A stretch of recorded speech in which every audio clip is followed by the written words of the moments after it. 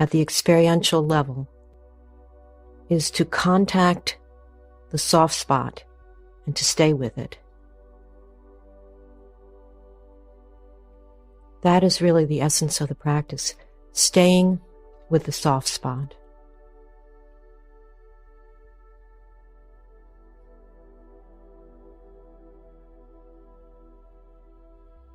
We experience the soft spot as vulnerability. We experience it as groundlessness. We experience it as tenderness. This soft spot is actually inherent in appreciation and gratitude and love. And it is equally inherent in pain.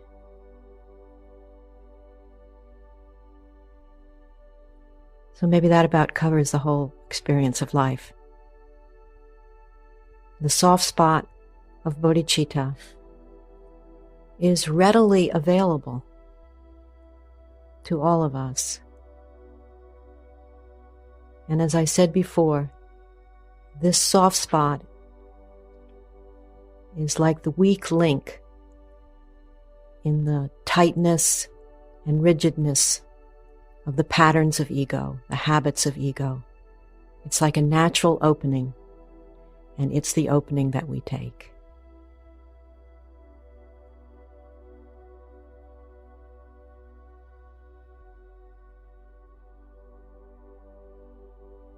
So the essence of the bodhicitta practice is contacting the soft spot and staying with it. And this means becoming very familiar with fear. Often when we feel that soft spot of bodhicitta, it's quickly followed by a feeling of fear and an involuntary, habitual tendency to close down. That is the habit that we all have. We cover over the bodhicitta, the soft spot of bodhicitta. That is the habitual tendency of the species.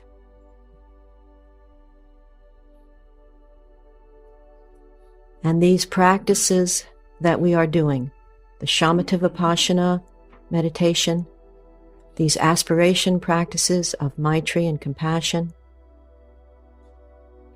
this getting in the habit of the Three Noble Principles, beginning our activities with a thought of wishing for all of us to benefit from what's about to occur, sharing the merit at the end, and the Tonglen practice that I'm about to give you. All of these are methods, encouragements to help us contact the soft spot and stay with it.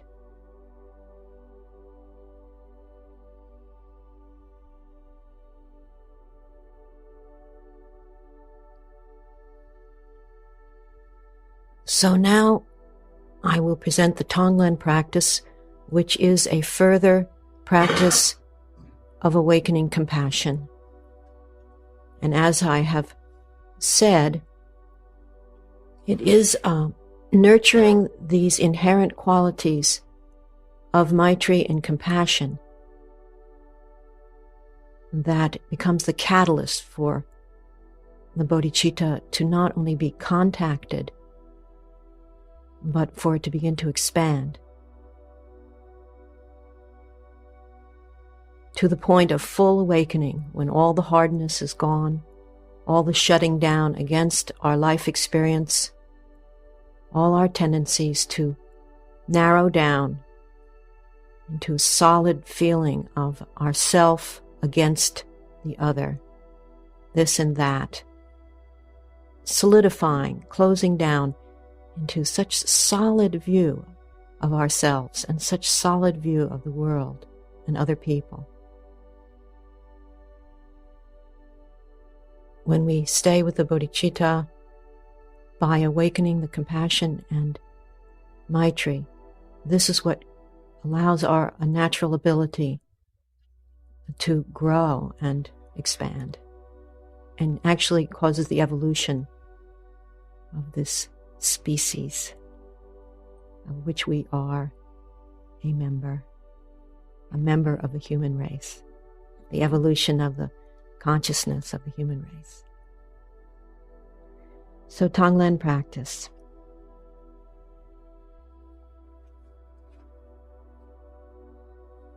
The essence of the Tonglen practice is that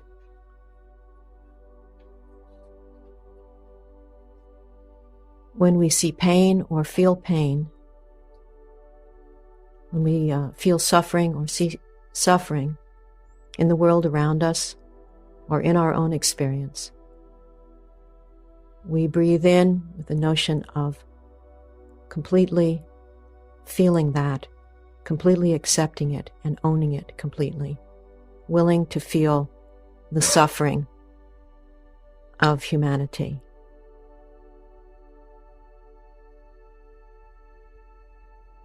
And then we breathe out, radiating out compassion, loving kindness, freshness, openness, anything that heals, anything that actually allows us to open and enjoy our life, anything that encourages relaxation and openness at this very profound level. So you could say that as we breathe in, we're training in staying with the soft spot. And as we breathe out, we're training in staying with the soft spot. It's really contacting the suffering and joy of human existence in a very personal way, and then realizing how universal this experience is of suffering and of joy. And so rather than doing what is habitual, we do something different. What is habitual in all human beings and all living beings, what is habitual and crippling is that when it's painful, we push it away. And when it's pleasurable, we cling to it. We hold on to it. We don't want it to leave.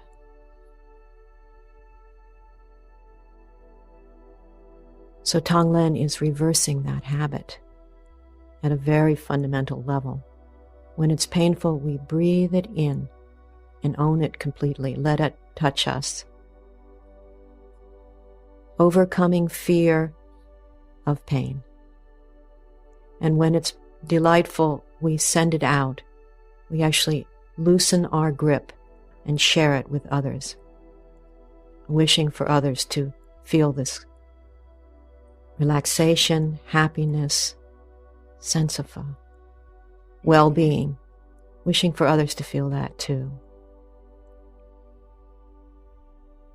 At the everyday level, it's getting in a habit of whenever unwanted, uncomfortable feelings come up, of breathing in and feeling those completely and wishing that all beings could be free of these kinds of feelings and the fear of these feelings. And whenever we feel anything pleasurable, that we just get in the habit of thinking of others and wishing that they could feel this too. So this is the essence of the practice. It's breathing in and touching that which we call suffering and sending out that which we call celebration or delight or just any moment of well-being or happy feeling, sharing the happiness. In some sense, you could say the in-breath is, may all beings be free of suffering and the root of suffering. And the out-breath is, may all beings enjoy happiness and the root of happiness. That's somewhat conceptual, but that's the idea.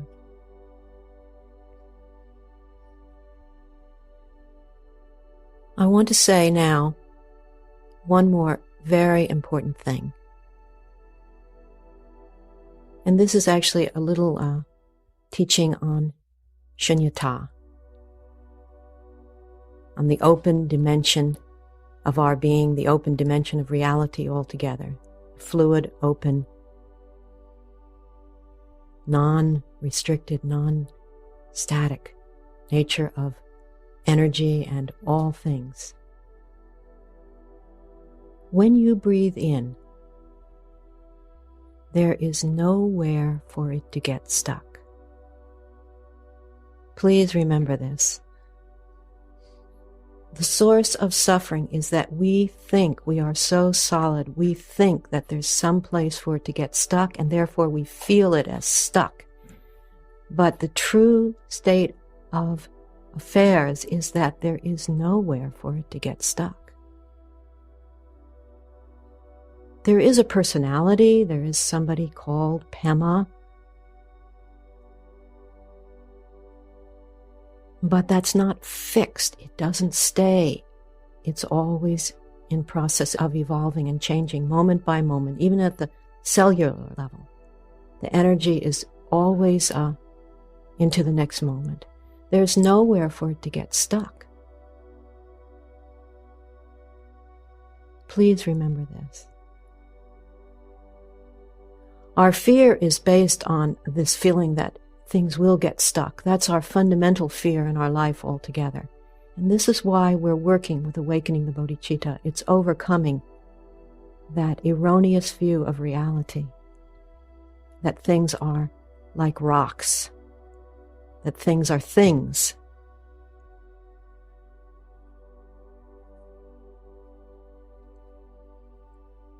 And when you breathe out, realize that there's nothing obstructing it. It just goes out far beyond the person that's the object of your Tonglen. It goes out and out and out. When you breathe out, nothing blocks what you're sending out. It just goes out and out and out. That's why it's so important to make these aspirations of compassion and Maitri, because it spreads out. And that's so much more benefit than sending out negativity and aggression. Needless to say.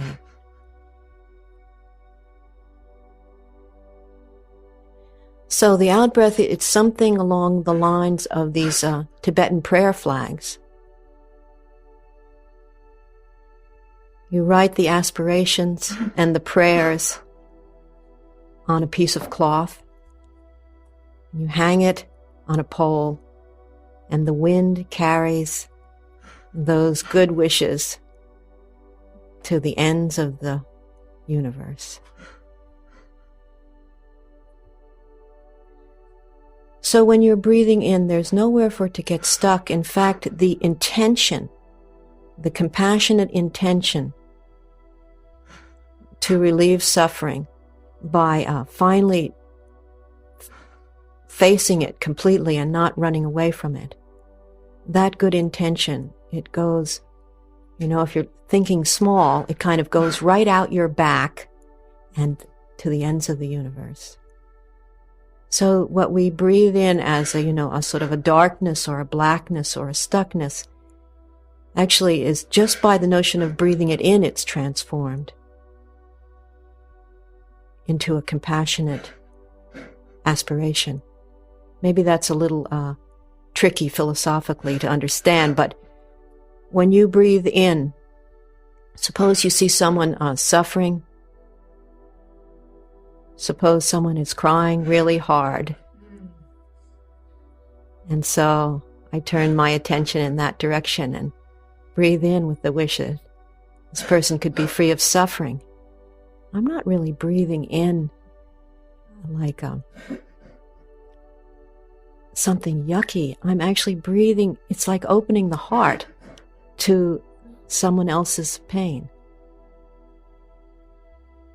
So you're breathing in with this compassionate aspiration and you're connecting with the pain. You kind of can't get away from the bottom line of this practice, that you're connecting with the feeling of pain, connecting with the feeling of suffering. that you're not hardening against it. At the same time, you have to acknowledge that what you're doing is actually opening your heart. And that's what goes right out your back and to the ends of the universe. That compassionate aspiration that the person that's crying be free of suffering and the root of suffering. So in a way, even though we work with this gradually over time, this is what prevents the practice gradually from becoming overwhelming, is realizing that there's no place for it to get stuck. And basically, whether we're breathing in or breathing out, we're simply training in opening our minds beyond bias and prejudice, and in opening our hearts beyond the fear of feeling. So from the point of view of ourselves, we're awakening the bodhicitta, we're overcoming the fear of feeling, and we're inspiring and encouraging this soft spot to expand, awakening the bodhicitta. And so actually, people often say, do these people that we're doing this Tonglen practice for, do they benefit? And what you know for sure is you benefit. Maybe you can't prove that someone else benefits, but you know that you do. That's what brings the most benefit to others, is if you begin to feel compassion and love, that's what really benefits others. So I could give a whole testimonial on how Tonglen helps other people and tell you a lot of stories, but I think the main point is it helps us, and that helps others. The compassionate wish and that others be free of suffering and the root of suffering, and that they enjoy happiness and the root of happiness. So now let me give the practice. I'm going to teach this practice as Trungpa Rinpoche taught it to his students. And there are a lot of different ways that Tonglen is taught, but the essence of it is what I just described, breathing in the suffering, sending out the joy. But I'm going to give you the instruction that Trungpa Rinpoche gave to his students. So let me just, without going into any description of the 4 stages, I'd like to just say them, and then I'll go back and give commentary, and then we'll do the practice.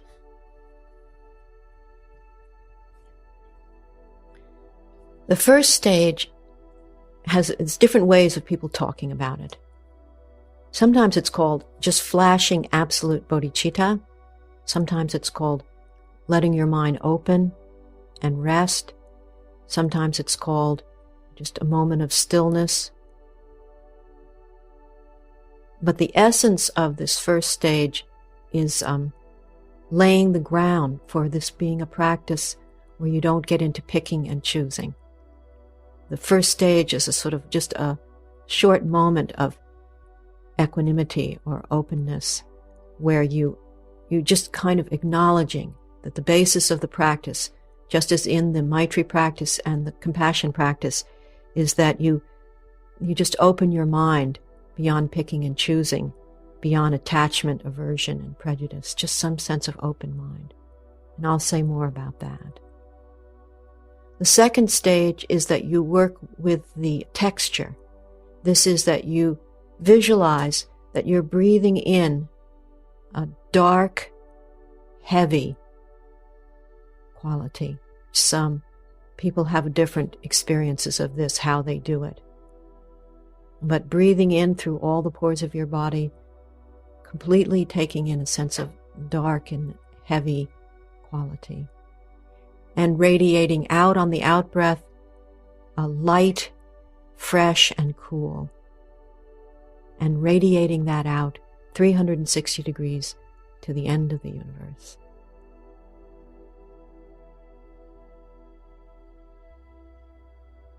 Then the third stage is you work with a particular situation, something that is very real, genuine and heartfelt, not a conceptual idea, something real that you feel.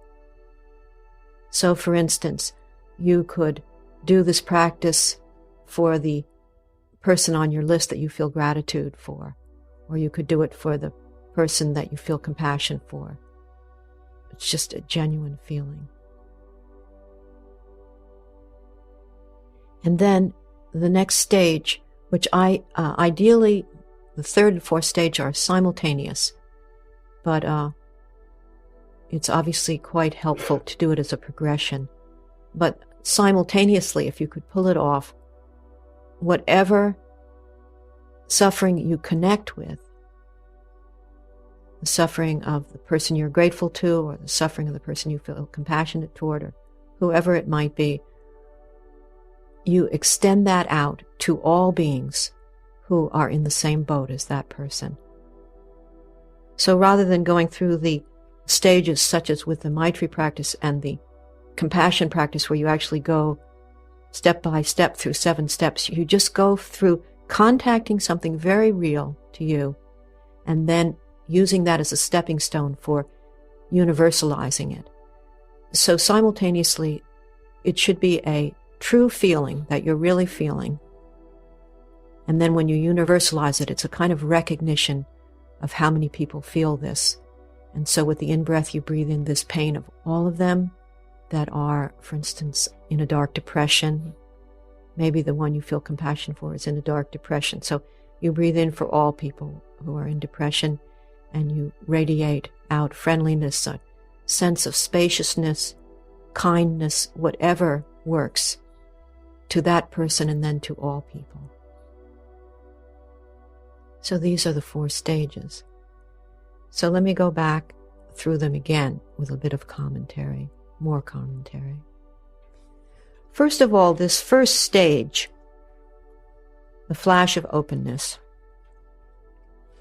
Many, many people say, I've never experienced openness. It's just a conceptual word. I do not know what you're even talking about. When my meditation is characterized by unbroken thinking, highlighted by strong conflicting emotions, and when I hear words like gap or openness, I just feel totally poverty-stricken. Well, everyone else in the room is experiencing these things, but I don't actually have a clue what you're talking about. So then, to make matters worse, someone gives this instruction. Well, here's this whole new, wonderful, beneficial practice, and the whole ground of it is this gap or this openness. And then you say, well, forget it. I won't do this one then. Can't even do step 1. So I think it's helpful to note that conceptually, the reason that that first step is there is to get at this notion that when you breathe in, there's nowhere for it to get stuck. And when you breathe out, it's sent out limitlessly. Nothing blocks it. That's really conceptually why it's important to even reflect on this, we call openness or the absolute. Just conceptually understand that's why that stage is there. And then understanding that conceptually, you might have to write it in big letters in front of you. There is nowhere for this to get stuck. And when I send out, it goes out limitlessly. Sometimes we need to like a neon sign, that blinks on and off in front of your bed. But then understanding this, you can just use images. The truth is, you may feel intimidated by words like shunyata or absolute bodhicitta, but actually we all do experience these things. And we experience them as going out in the morning when it's been cloudy and dark for 5 days and suddenly the sun is shining and you just feel this freshness of mind. So we experience it as just a kind of lightness, not caught up. But there's a lot of instances in life when something just sort of stops your mind, or where the pleasure of the moment just causes a kind of opening, where you're not all caught up. So we know what it is to be not all caught up. Maybe not in our meditation, but in our lives. And as some people say, well, I do know, even in my meditation, what it is to be not all caught up, because when you hit the gong at the end, I usually have a moment then of real meditation. So you can use images like looking out at the ocean, or looking up at the sky at night, when you can just see all the stars and the vastness of the night sky, when it's a clear night and you can see forever. You can use images like that, sort of opening kind of images. And one person told me that the only thing worked was coming up with a kind of tender memory that had a very open-hearted, unrestricted feeling in it. And so she would start the practice with remembering her 4th birthday party, because there was a kind of a feeling quality to her memory of that as just being very open. So you may say, oh, well, that's pretty limited, but I'll just tell you, anything that works to just get that feeling of nothing stuck, nothing caught. Traditionally, you use these images of big sky, mind, or just big sky, open space, or just raise your eye gaze at the beginning and just look out. Just raise your eye gaze and just look out. So anything like that. So that's just a moment, just a flash.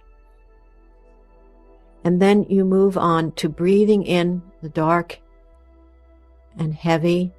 Sometimes they say dark, heavy, and hot. And radiating out the white, light, and cool. And the important thing there is that you breathe in completely and you send out completely. And that you give equal time to the in-breath and the out-breath. That's very important. Just to try to have the in-breath and the out-breath, give them equal time. Also, you can breathe in much more deeply than usual if you want to, and breathe out much more expansively than usual if you want to. You can manipulate the breath a bit if it helps. Deep breathing in, real sense of relaxing out. An image which I found extremely useful here is one that Trungpa Rinpoche gave, which was, well, suppose you were in a room that was filled with dark smoke, and there were no windows in the room, but you're all sitting in there and you're going to be in there for a long time, and you wanted the air to be clean. So everybody breathes in, and then the air is a little cleaner. And then everybody breathes out this real freshness, this real cleanness, and then the air is, again, even cleaner. And then everyone breathes in, and it's a little cleaner yet. And everyone breathes out, and it's like air conditioning the room. And ultimately, no one is left with black lung. Everyone is just breathing the good air, and the whole room is fresh and clear. So that's kind of the notion, kind of view. Then you move on to a real situation. And the way I like to teach this is start the practice with doing the practice for somebody you wish to help. But should it get complicated and you find out that you actually can't do it wholeheartedly, like any kind of unwanted feelings arise in you, any kind of shutting down around the soft spot starts to arise in you as a result of, you start out to do the practice for your mother because she's in a depression, having a hard time, but then it brings up a lot of other bad feelings.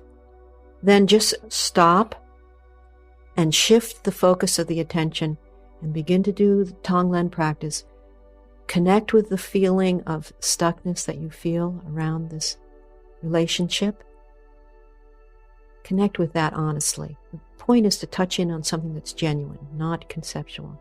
So you connect with the feeling of shut down or resentment or numbness or whatever it is, and that becomes the focus of your Tonglen. You take your experience of stuckness, then you breathe in and touch that for yourself and all beings all over the world who also have that feeling. Therefore, you're breathing in for all the people who are suffering that way, with the wish that we all be free of suffering and the root of suffering, and you send out the freshness or the relief to everyone. So it's traditionally taught as a practice that you do to relieve the suffering of others. But an extremely powerful way of doing that is just connecting with your own suffering and using that as the stepping stone for understanding what other people are feeling. To me, that's the most powerful part of the practice. How you share whatever you might be feeling, it's shared by countless people. It's this closing over, this inability to stay with the bodhicitta, with the soft spot, is shared by countless, limitless beings. So it becomes your link with everybody. And so whatever situation you're in, extend it out. So this is to say, you start to do Tonglen for somebody who's depressed, and it's very simple. You're just doing the practice for them, and then expand beyond just this one person and do the Tonglen of breathing in, taking in, and sending out for all people who are in the situation, in the same situation as that depressed one, or that lonely one, or that angry one, or that addicted one, or whatever it is. However, if you start to do the practice and you realize that their quality of depression just irritates you, then you have to be genuine and acknowledge that and begin to do Tonglen for all the irritated people. So in this way, you're overcoming your fear of feeling. Overcoming your fear of feeling, particularly feeling pain and suffering. I'll just say again, one other thing, which is that sometimes to make this real, you have to just use very down-home images. So I often tell this story about the person who was doing it for her father, and her relationship with her father was rather complicated, but she did a lot of Tonglen with him, but she never knew what to send him. She didn't have a clue what to send him. And so it occurred to her that she could send him a good cup of coffee. She knew he would like that would actually lift his spirits, and she could see his face smiling. And that's what she did. So you can use images and metaphors like that. Then you would send out that sense of the pleasure your father felt at this good cup of coffee just to all the others who were also in deep depression. I'm going to suggest that we begin with something that is a bit tough for many people, but I choose this intentionally. Please do Tonglen for a family member, anyone in your family. And the reason I choose this is because this might be completely uncomplicated and a very, very straightforward. Just you think of a certain member of your family and spontaneous compassion arises, you would do anything to relieve their suffering. So you breathe in. You may not know exactly what their suffering is, but you breathe in the sense of pain that you feel they're feeling with the wish that they be free of it. And you breathe it in as completely as you can, and you send them out relief in whatever form you like. And you can have a sense of them actually standing there and beginning to smile and feel the sense of lightening up. And then as soon as you can, even if it could be even simultaneous, you're a family member and then all the others who are in the same situation as your family member. You do it for all. They become the stepping stone for others, awakening your compassion for others. However, if you think of a family member and you would like to help them, but there's also resentment or other feelings, and just shift the attention and begin to do Tonglen for all the people who are feeling the same resentment you are, who are in stuck relationships with their mother or father, sister or brother, whatever it might be. And you use your genuine experience as the object of the Tonglen and as the way of understanding what a lot of other people in the world are feeling. So we'll try this. When I ring the gong, lift your gaze and look out, and let there just be a moment of a bigger perspective, open mind, or a sense of the sky or the sea. Just a moment of freshness there, bigger perspective on this whole thing. Nowhere for anything to get stuck. Limitless.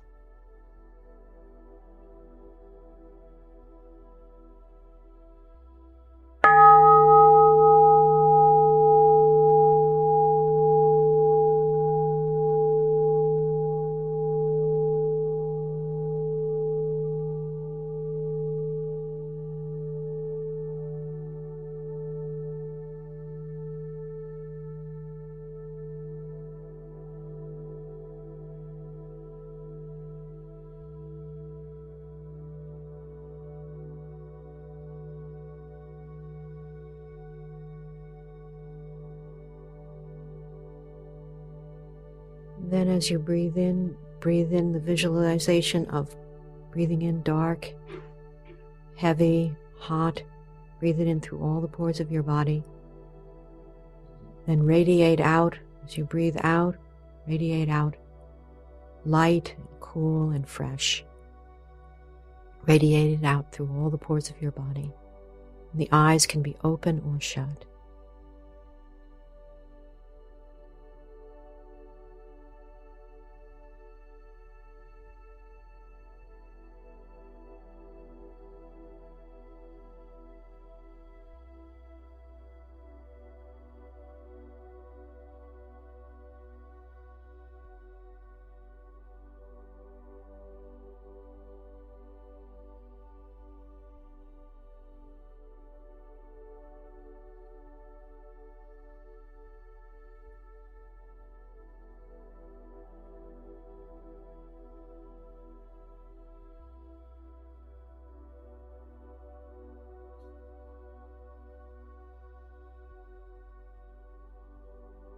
You do this stage until it feels synchronized with the in-breath and with the out-breath. The dark and the heavy, that which we usually fear, comes in, light, fresh, and cool, goes out.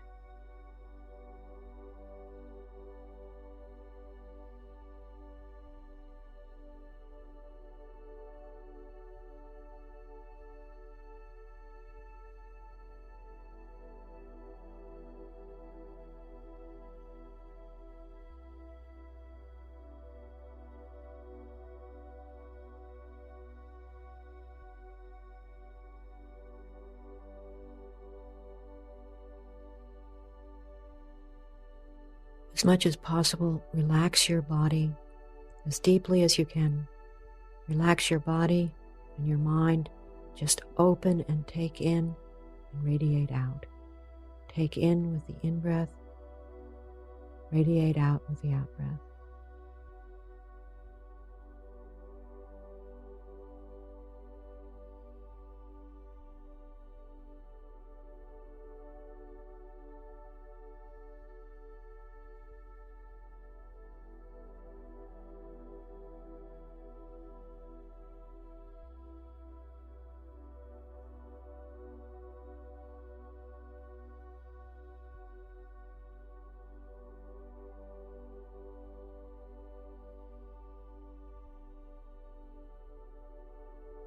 And when you feel ready, move on to a member of your family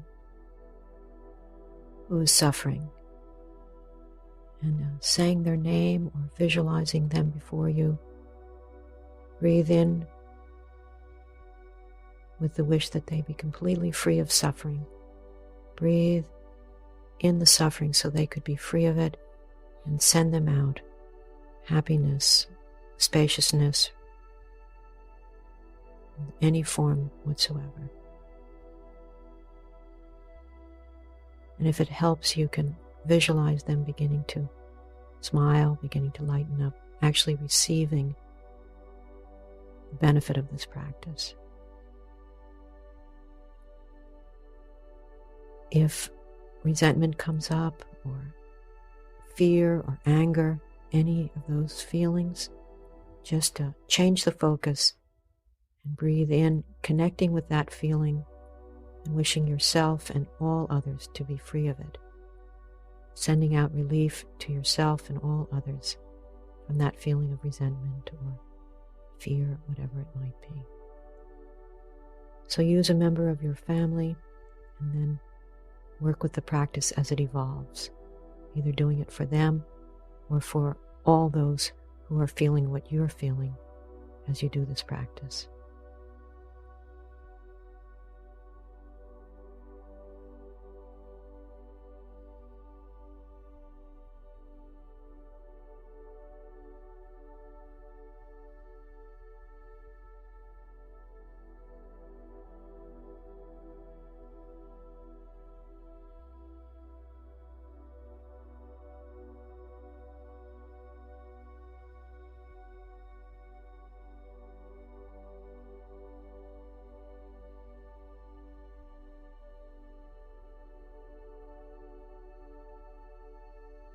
If you find that you just naturally go back and forth between your own feelings and that of your family member, that's fine. Just go back and forth. Do it for the family member, and do it with the closed down feelings. And all those who are feeling closed down, then you might go back again to the family member if that feels right. Just let it evolve.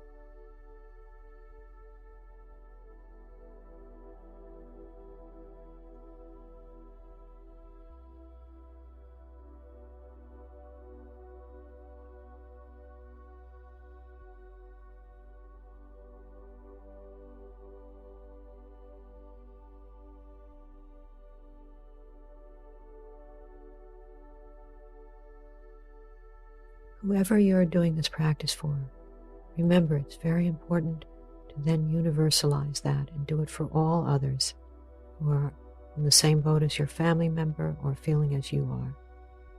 Always extend it out, not just limiting it to one or two people. Extend it out.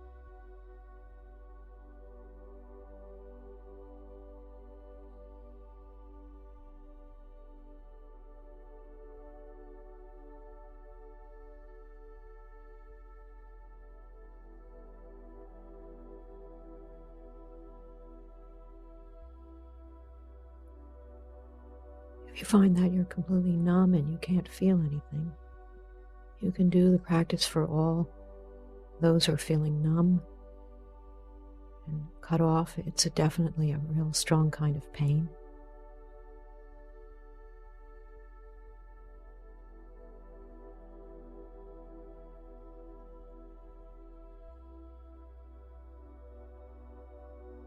On the other hand, if you're feeling overwhelmed,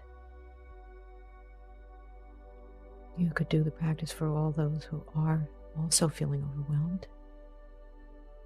Or it's really good advice to just stop and just do something much easier, like do it for the losing team.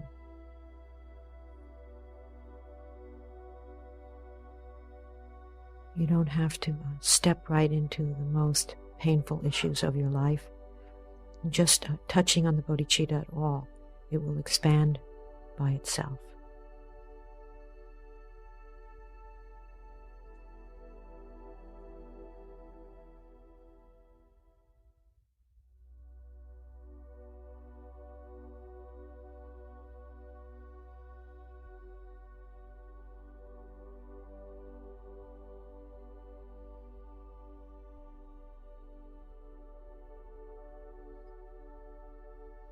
If the practice brings up fear, you could do the practice for all those who are feeling fear.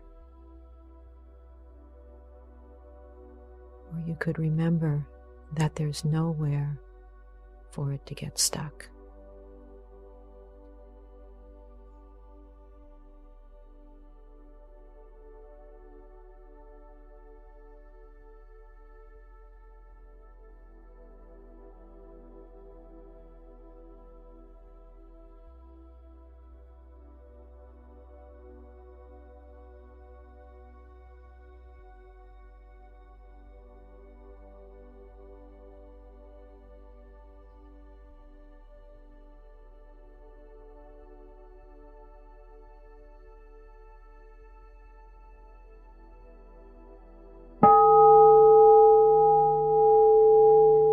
Generally, when you hear this gong, you begin to slowly make the transition back to sitting practice.